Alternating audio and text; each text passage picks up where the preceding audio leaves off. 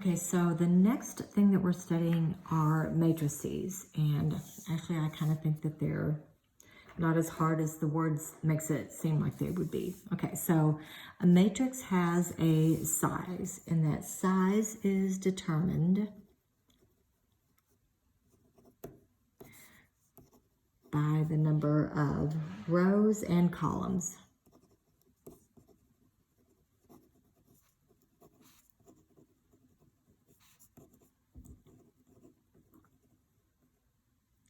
Sorry, I'm having trouble spelling that. And it's usually denoted M by N. And your rows always come first and your columns always come second. Okay, so matrix A has 1, 2 rows and then 1, 2, 3 columns. So this is considered a 2 by 3. This has 1, 2, 3 rows and 1, 2, 3 columns. And when the numbers match, that has a special name. It's just called a square matrix. Okay, and then this one has 1, 2, 3, 4 rows, but just 1 column. And then this one's the flip. It has 1 row and 1, 2, 3, 4, 5 columns. And then this is just a single. This is just a 1 by 1. It's also just called a unit matrix because it only has one element, I guess, for lack of a better term. Okay, so matrices are denoted always with capital letters, and then they'll have a size. So like this one here would be A, and then it would be 2, 3, 2 by 3. Okay, so the other thing that we're looking for are how these things are labeled. So on matrix A, this is row 1, column 1, row 1, column 2, row 1, column 3. So now it's asking us to find, and you'll notice, sorry, that these are A, B, C, D. So it's asking me to find in matrix A, go find the second row, third column. Okay, so in matrix A, the second row, and then the 1, 2, 3 column. So A, 2, 3 equals this -7. Okay, then this one says in matrix B, go find the second row, second column. Okay, so B2, 2. Okay, so this would be 1. Actually, let me move this down just a little bit. 1, 2, and then the second column, so that would be 8. And then in C, it's asking me to find C, first row, second column. Well, there isn't a second column, so that is a, does not exist. Okay, then letter D asked me to find first row, third column. So that would be 1. First row, third column would be 1. And then, oh, that's all that it asked me. Okay, so that's it for identifying each little term in a big old square. Okay, so then the next part is talking about equality of matrices. Okay, so the equality of matrices, in order to be equal, they must be the same order.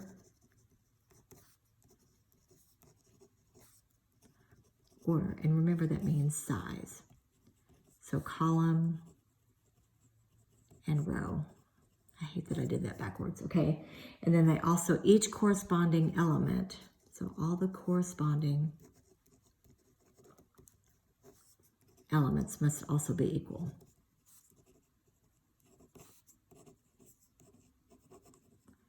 Okay, so let's take a look at these. Okay, so for matrix A and matrix B to be the same, okay, that would mean that 1 and x are the same. Okay, so that's just saying 1 equals x. Okay, so 3 does equal 3, 2 does equal 2, -2 equals -2, and then right here where it says y equals 8. Okay, well that's cool. So then y must equal 8. And then this one's a little bit tricky. It's saying -7 equals negative z. Okay, so if I write that out to solve that, -7 equals negative z.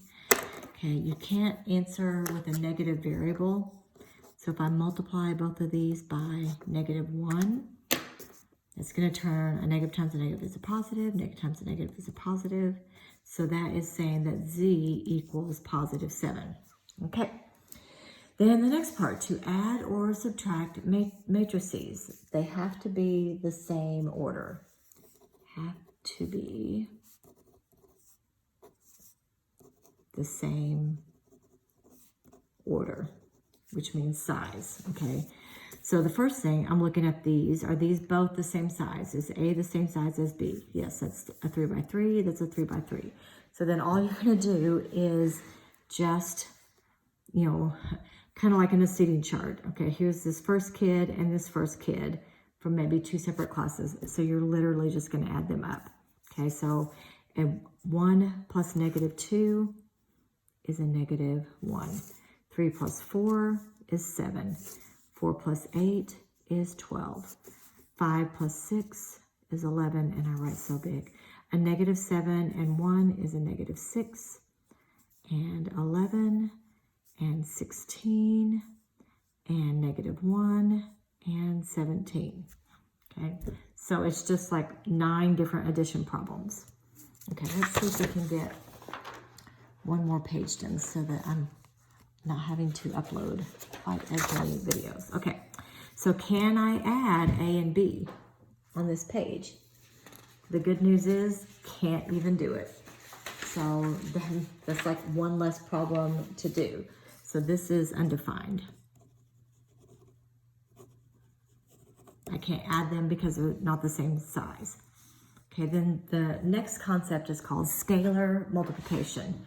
And that basically just means that you're going to multiply the matrix by a real number. It's just multiplying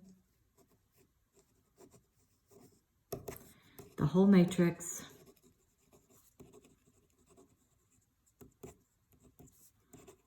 by a real number. Okay, so then this one says find 5a. So that just 5a